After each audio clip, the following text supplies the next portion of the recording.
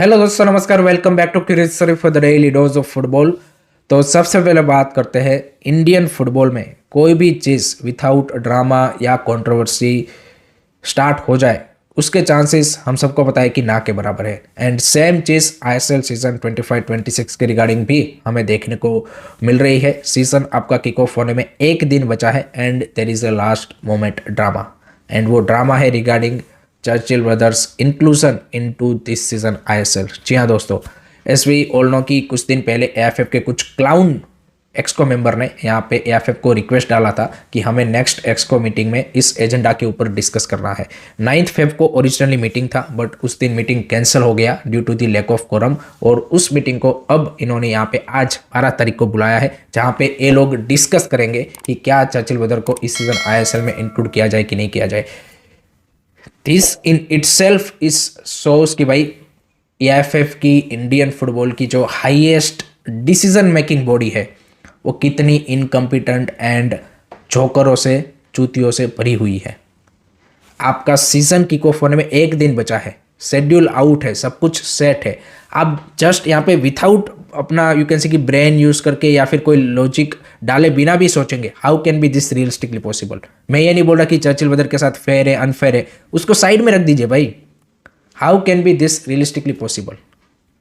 AFF को इतनी अकल नहीं है कि भाई 3-4 आपके ये गधे जैसे एक्सको मेंबर जब ये रिक्वेस्ट डाल रहे हैं तो उनसे पूछा जाना चाहिए कि भाई तुम अपना थोड़ा सा तो सेंस यूज कर लो कि कैसे ये पॉसिबल है। एंड ऐसे एक्सको मेंबर है, आप देखिए इंडियन फुटबॉल को ये लोग फ्यूचर डिसाइड कर रहे हैं, ये लोग इंडियन फुटबॉल को डेवलप कर रहे हैं तो ये सबसे बड़ा पुरावा है कि क्यों इंडियन फुटबॉल की ऐसी हालत है। Because highest decision making bodies में ऐसे लोग भरे पड़े हैं जो कि ऐसी रिक्वेस्ट डाल रहे हैं।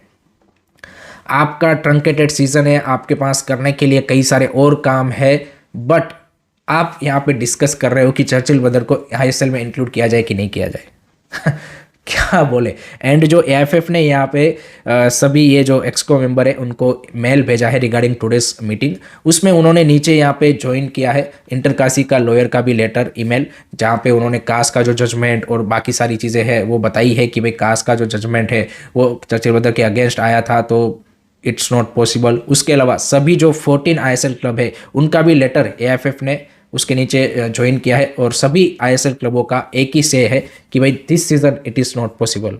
स्पोर्टिंग मेरिट वाइज पॉसिबल नहीं है, फाइनेंशियली पॉसिबल नहीं है, लॉजिस्टिकली, ऑपरेशनली 6-7 रीज़न उन्होंने दिए हैं कि क्यों यहाँ पे इस सीज़न कोई भी नए क्लब को ऐड करना पॉसिबल नहीं है। एंड जेन्युइन बात है उसकी, उसमें कोई वो डाउट नहीं है। एंड आप यहाँ पे आईएसएल को भी अब आई लीग बनाना चाहते हो। आई लीग में आपने प्रीवियसली ये चीज़ें कर रखी है कि भाई रेलीगेटेड टीमों को भी आपने यहाँ पे सीजन खेलने दिया है, अब आप आईएसएल में भी ये करना चाहते हो। तो जो लोग यहाँ पे चाहते थे ना कि भाई एएफएफ ऑन एंड ऑपरेट करे लीग, तो फिर ये हालत होगी आपकी कि आपका एएफएफ लास्ट मोमेंट पे ये चीज़ डिस्कस कर रहा है। एएफएफ को भाई सीधा ही उस एक्सको मेंबर को भाई यहाँ पे लात मार के निकालना चाहिए कि भाई तुम क्या रिक्वेस्ट लेके आया हो, क्या रिक्वेस्ट लेके आए हो तुम। एंड अब इसका क्या सिनारियो होगा मैं आपको बताता हूँ। This is now turn into the serious matter, क्योंकि आज यहाँ पे मीटिंग में अगर एएफएफ यहाँ पे एग्री कर जाएगा कि भाई चर्चिल ब्रदर को इंक्लूड कर दो, तो भाई यहाँ पे बाकी क्लब्स बोलेंगे, क्योंकि ऑलरेडी उन्होंने अपना ओपिनियन बता दिया है। यहाँ पे दोनों के बीच में फिर टकराव होगा एएफएफ एंड यहाँ पे क्लबों के बीच में। अगर एएफएफ चर्चिल ब्रदर की रिक्वेस्ट नहीं मानेगा 100% आप देखना चर्चिल ब्रदर यहाँ पे कोर्ट में जाएगा और कुछ ना कुछ यहाँ पे यू कैन से कि स्टे लाने की कोशिश करेगा या फिर कुछ ना कुछ ड्रामा करेगा। आप जानबूझ के भाई क्यों यहाँ पे इस तरह की चीज़ों को बुलावा देते हो कि जिससे इस तरह का इतना बड़ा यहाँ पे कंट्रोवर्सी क्रिएट हो। तो दिस शोज कि भाई why Indian football is in this kind of a situation, because at the highest decision making bodies there are only clowns. आपका क्या मानना है, आपके क्या थॉट्स है, कमेंट सेक्शन में ज़रूर बताइए।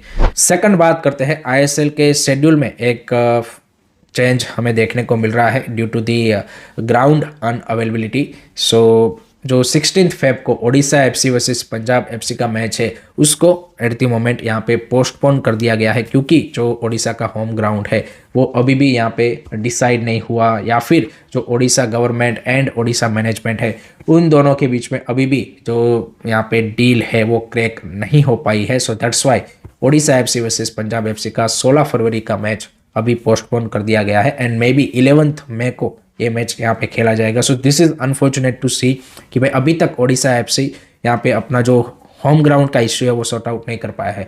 अगर भाई आपका यहाँ पे स्टेट गवर्नमेंट के साथ वो रिलेशन नहीं है या फिर बात नहीं बन रही है, I think they should have consider another backup option, किसी और यहाँ पे जगह पे खेलने का उनका ऑप्शन होना चाहिए था। बट एक दिन बचा है आपका लीग का और अभी तक ये इश्यू सॉर्ट आउट नहीं हो रहा है। So that's again really really unfortunate to see, but let's see कब तक ओडिशा एफसी का ये होम वेन्यू का इशू भाई सोल्व होता है।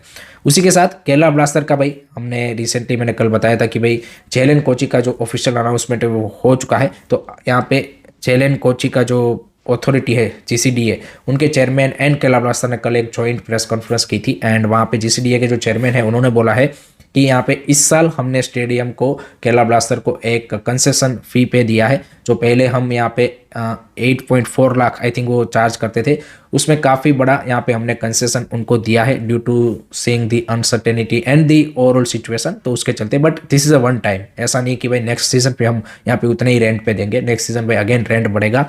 And on the other side यहाँ पे जो स्टेडियम है वो लोग अब आगे क्योंकि रिनोवेट हो चुका है एंड वो सारी चीज़ें हो चुकी है, तो उसके चलते अब वो यहाँ पे म्यूजिकल कॉन्सर्ट और उन सारी चीज़ों में भी यूज़ करेंगे। बट उन्होंने ये एश्योरेंस दिया है कि भाई पिच है वो उससे अफेक्ट नहीं होगा। बट हम सबको पता है कि होता ही है इन अ वे, हमने जेलन दिल्ली में भी देखा है या फिर कहीं और जगह पे, इवन जेलन चेन्नई में भी अभी रिसेंटली कॉन्सर्ट होने वाला है। तो चाहे आप कितना भी बोले, पिच इन अ वे अफेक्ट होता ही है, but that is how things operate. So that is the scene regarding these venues.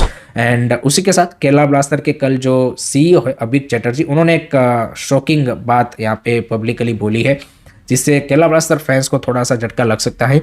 उन्होंने कल बोला कि हमने यहाँ पे क्लब को शट डाउन करने का कंसिडर किया था। जी हाँ दोस्तों, उन्होंने ये ओपन स्टेटमेंट दिया है। एज वी ऑल नो कि during this crisis period there are a couple of clubs की जहाँ पे इंटरनल बातें हुई थी बट किसी ने अभी तक पब्लिकली कन्फेस नहीं किया था। एंड इंडिविजुअली अगर हम सिर्फ केरला ब्लास्टर के केस के पॉइंट ऑफ व्यू से देखें तो नो डाउट क्राइसिस हुआ है, उनके ओनर्स में be is not like as big as maybe other clubs, like maybe जैसे जमशेदपुर का टाटा ग्रुप हो गया है, फिर उस तरह के उनके पास यहाँ पे मे बी उनके ओनर ना हो, इंडिविजुअल कैपेसिटी वाले ओनर हो, तो जो लॉस है वो मे बी वो यहाँ पे बियर ना कर पाए और इवेंचुअली उनको क्लब शट डाउन करना पड़े, वट एवर करना पड़े। बट केरला ब्लास्टर एकमात्र ऐसा क्लब है, मॉडर्न क्लब, अगर हम लेगेसी क्लब ईस्ट बंगाल मोहन बगान उनको यहाँ पे साइड में रखें, कि जिन्होंने पिछले 11 साल में एक बड़ा फैन बेस उनका बना था। क्लब का एंड फैन का जो रिलेशन है वो एक यहाँ पे ऑर्गेनिक रिलेशन था I would say.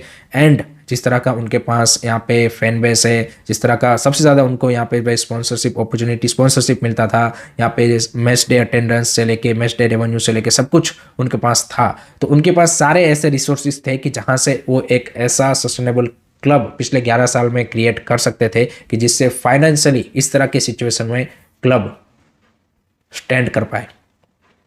But this shows, जो कल उन्होंने स्टेटमेंट दिया है, दिस शोज कि पिछले 11 साल में केरला ब्लास्टर एक वेल मैनेज क्लब की तरह ऑपरेट नहीं किया है, कि जहाँ पे उन्होंने क्लब की जो सस्टेनेबिलिटी के लिए उनके पास सब कुछ था भाई, कि जिससे वो क्रिएट कर सकते हैं। That shows the Kerala blaster management and जो लोग यहाँ पे क्लब को चला रहे हैं उनकी इनकम्पिटेंसी को वो शो करता है कि आप उस चीज़ को मटेरियलाइज नहीं कर पाए।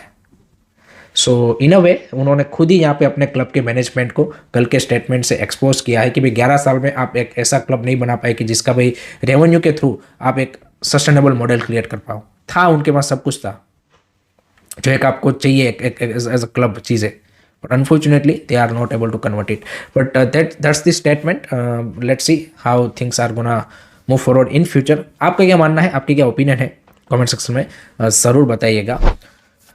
नेक्स्ट उसके बाद बात करनी है भाई जो इंडिया वर्सेस हांगकांग का AFC एशियन कप क्वालिफायर का लास्ट मैच है 31 मार्च को। उसके लिए एस वी ऑल नो कि AFF चाहता था कि भाई रांची में ये मैच हो, लेकिन वो जो स्टेडियम है उसको AFC ने यहाँ पे रिजेक्ट कर दिया है due to the lack of facilities and international standard के जो यहाँ पे क्राइटेरिया है उसको वो फुलफिल नहीं कर पा रहा है। So at the moment AFF looking for other option, and उसमें केरला का ये जो कोची का जेलन स्टेडियम है वो एक ऑप्शन के तौर पे यहाँ पे निकल के आया है। एंड कल यहाँ पे GCDA के चेयरमैन जो जेलन कोची को मैनेज करते हैं उन्होंने भी बोला कि यहाँ पे डेफिनेटली इस पॉसिबिलिटी को देखा जा रहा है। बट ऑनेस्टली बताओ, यहाँ पे केरला में ये मैच नहीं होना चाहिए क्योंकि इस मैच का कोई रिलेवेंस नहीं है। आई थिंक केरला जैसे या फिर कोलकाता जैसे जो यहाँ पे यू कैन से कि वेन्यू है, उनको भाई आपको यूटिलाइज करना चाहिए फॉर द इंपॉर्टेंट मैचेस, कि जहाँ पे आपको एक एटमॉस्फेयर क्रिएट करना है, आपको एक माहौल क्रिएट करना है आपके क्वालिफायर्स के, वर्ल्ड कप क्वालिफायर्स के या फिर एशियन कप क्वालिफायर्स के इंपॉर्टेंट मैचेस हो। ये अब एशियन कप क्वालिफायर का इंपॉर्टेंट मैच नहीं है, आप ऑलरेडी आउट हो चुके हो, इस मैच का कोई रिलेवेंस नहीं बचा है दोनों टीमों के लिए। हांगकांग भी आउट है, आप भी आउट हो। तो आई थिंक केरला के फैंस को अगर सच में आपको यहाँ पे इंडियन नेशनल टीम का मैच देना है तो आई थिंक उस क्वालिटी का मैच देना चाहिए था। बट ठीक है, लेट्स सी यहाँ पे क्या केरला फाइनलाइज होता है कि नहीं होता, एक कंसिडरेशन में वो ज़रूर है। देखते हैं फाइनल अनाउंसमेंट कब तक उसके रिगार्डिंग होती है। आपका क्या मानना है, आपके क्या थॉट्स है, कमेंट सेक्शन में ज़रूर बताइए। उसके बाद बात करना है भाई आज होने वाले AFC अंडर-17 men's and women's Asian cup के ड्रॉ के बारे में। जी हाँ दोस्तों, आज दोपहर 12:30 बजे इंडियन स्टैंडर्ड टाइम के हिसाब से AFC एशियन कप के ऑफिशियल यूट्यूब चैनल के ऊपर इनके ड्रॉ होने वाले हैं। दोनों ही एशियन कप मई मंथ में इस साल खेले जाने वाले हैं एंड इंडिया की अंडर-17 मेंस एंड वुमेन्स टीम दोनों ने यहाँ पे क्वालिफाई किया है। सो दोनों के पास चांस है वर्ल्ड कप में अपनी जगह बनाने का through this Asian cup. And अगर हम यहाँ पे पोर्ट्स की बात करें तो हमारी जो मेंस एंड वुमेन्स टीम है दोनों यहाँ पे पोर्ट 3 में है। एंड यहाँ पे मेंस के लिए द क्राइटेरिया इज सिंपल कि आपको जो भी ग्रुप मिलेगा उसमें आपको टॉप 2 में फिनिश करना है टू गेट इनटू दी यहाँ पे next knockout round. And men's में भी आपको टॉप 8 में फिनिश करना है to get into the FIFA अंडर-17 वर्ल्ड कप। एक अच्छी अपॉर्चुनिटी है बीबीआरओ के बॉयज़ के पास, क्योंकि यहाँ पे रिसेंटली हमने देखा तुर्की के सामने या फिर इवन जो तजाकिस्तान के सामने उन्होंने मैचेस खेले एंड एक अच्छी प्रिपरेशन भी उनको मिल रही है। So great opportunity, let's see यहाँ पे चाहे भले ही पोर्ट 1 से उनको जापान जैसी स्ट्रॉन्ग टीम मिल जाए, but still I think you have a chance to finish as a maybe second team in the group and then you can aim for that world cup spot. Women's के लिए भाई आपको यहाँ पे top 4 यानी कि semifinal तक पहुँचना पड़ेगा अंडर-17 एशियन कप के, क्योंकि वहाँ पे 12 टीमों का ही एशियन कप हो रहा है। सो वहाँ पे भी अपॉर्चुनिटी है, ऐसा नहीं है। यहाँ पे पामेला कोंती की टीम ने हमने रिसेंटली देखा कि भाई यहाँ पे जिस तरह से साफ अंडर-19 में खेला, बांग्लादेश को फाइनल में हराया, अपने हायर एज ग्रुप टीम को हराया। सो वहाँ पे भी एक अपॉर्चुनिटी डेफिनेटली है। सो दोनों टीमों के पास it's a huge opportunity to get into the FIFA अंडर-17 world cup. And let's see कौन कौन सी टीमें हमें इस ड्रॉ के थ्रू मिलती है, उसके ऊपर भी काफ़ी सारी चीज़ें डिपेंड करेगी। बट आई थिंक हमारी दोनों टीमों के पास वो पोटेंशियल तो है कि भाई at least they can fight for that world cup spot. What do you think, आपकी क्या एक्सपेक्टेशन है फ्रॉम दिस ड्रॉ? आपको क्या लगता है कि क्या क्या टीमें मिलेगी? Let me know in the comment section. Next उसके बाद बात करनी है भाई, फाइनली लास्ट सीजन के आई लीग की रेलीगेटेड टीमें कंफर्म हो चुकी है। कल AIFF की डिसिप्लिनरी कमेटी ने जो दिल्ली FC का रेलीगेशन का केस था उनके पास, उसके ऊपर अपना वर्डिक्ट सुना दिया है एंड दिल्ली FC को उन्होंने आई लीग से आई लीग 2 में यहाँ पे रेलीगेट कर दिया है। So this is how AIFF disciplinary committee runs. यहाँ पे लास्ट अप्रैल में आपका आई लीग खत्म हुआ था एंड अभी फरवरी में हम है, 10 महीने इनको लगे ये चीज़ डिसाइड करने में। सोचिए भाई, विनर भी हम सबको पता है कि 4 महीने के बाद डिसाइड हुआ था लास्ट सीजन का आई लीग का। तो this is how AIFF operates and finally यहाँ पे हमें आई लीग की जो 2 रेलीगेटेड टीमें हैं लास्ट सीजन की, SC Bengaluru and Delhi FC, उसका ऑफिशियल कंफर्मेशन मिल चुका है। लेट्स सी क्या दिल्ली FC इसको कोर्ट में लेके जाती है, because they known for this kind of things. So they might do something like that to create another problem, but this is the at the moment decision from the AIFF side. Last में बात करते हैं भाई यहाँ पे world football में जो एक कॉन्सेप्ट था सुपर लीग का, यहाँ पे जिसको रन किया था mainly by Real Madrid and their president पापा परेस।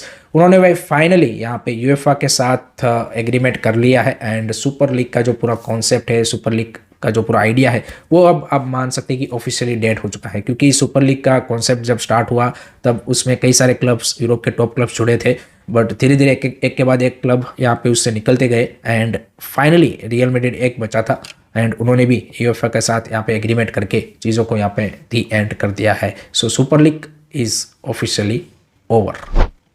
सो that's it from my side guys regarding today's football news. I hope कि आपको वीडियो पसंद आया होगा। Keep supporting this channel, don't forget to like, share, subscribe to this. Jai Hind, जय भारत।